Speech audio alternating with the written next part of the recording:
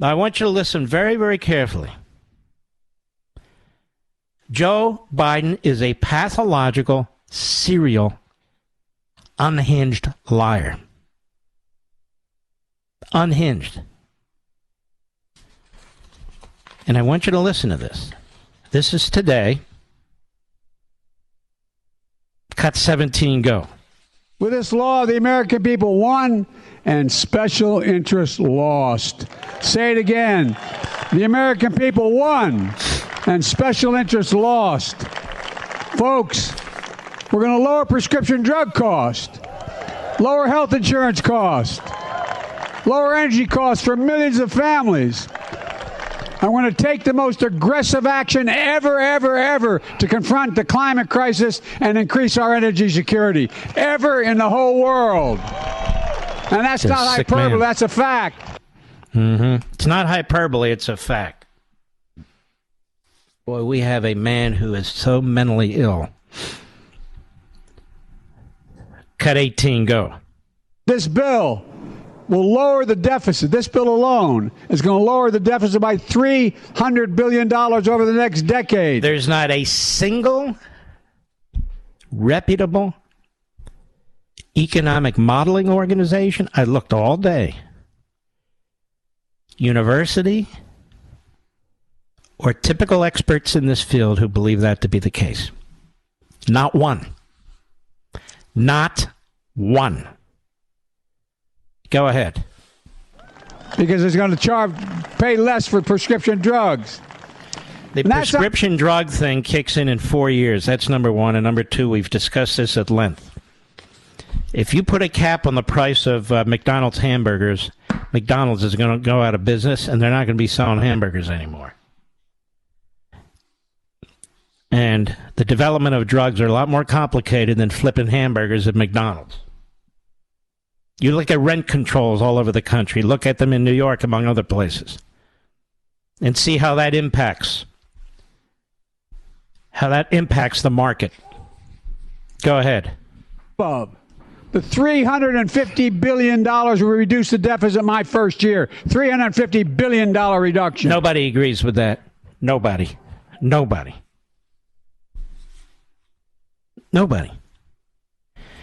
Unless these 87,000 IRS agents he hires report to Merrick Garland, the Attorney General, and he unleashes them on all your bank accounts, on all your pensions.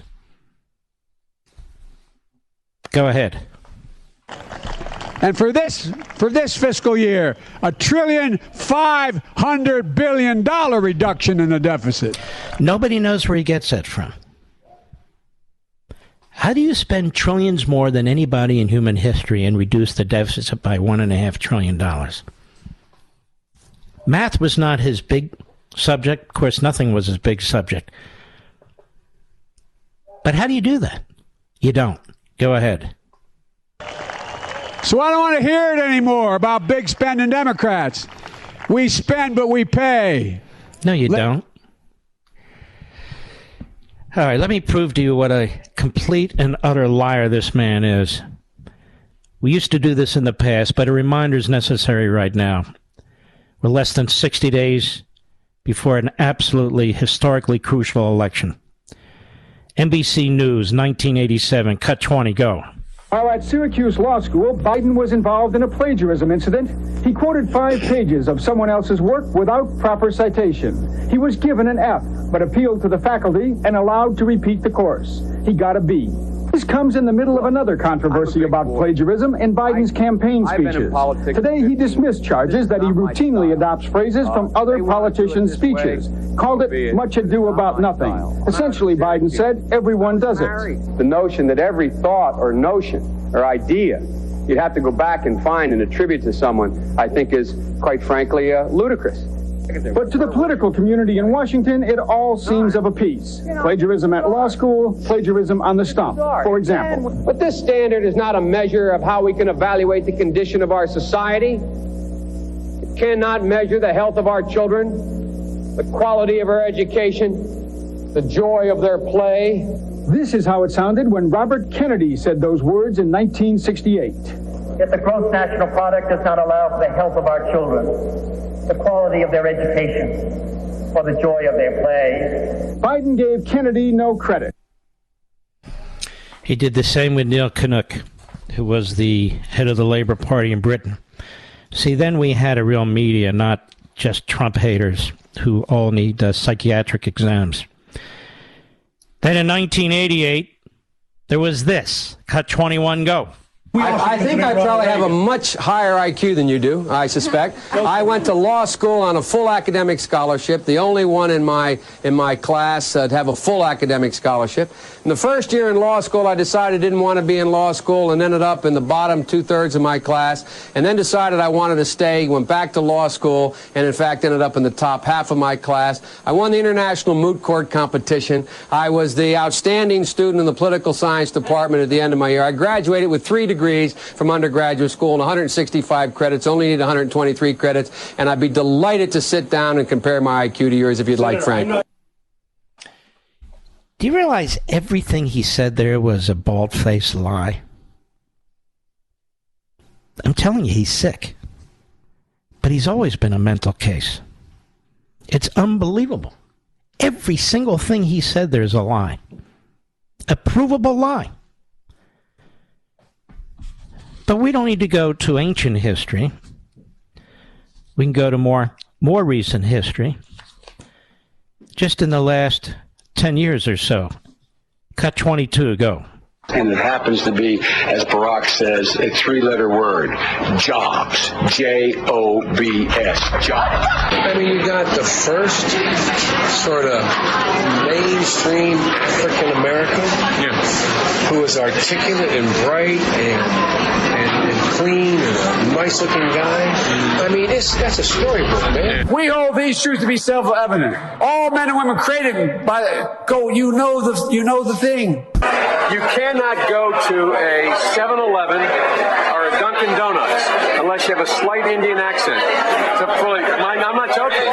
And you don't know my state. My state was a slave state. My state is a border state. My state is the 8th largest black population in the country. My state is anything from a northeast liberal state. I'm not going to be a mule. I got something to do. I got to go do boom, boom, boom. Chuck Graham, state senator's here. Chuck, stand up, Chuck. Let him see you. Oh, God love you. What am I talking about? I tell you what, you're making everybody else stand up, though, pal. Thank you very, very much.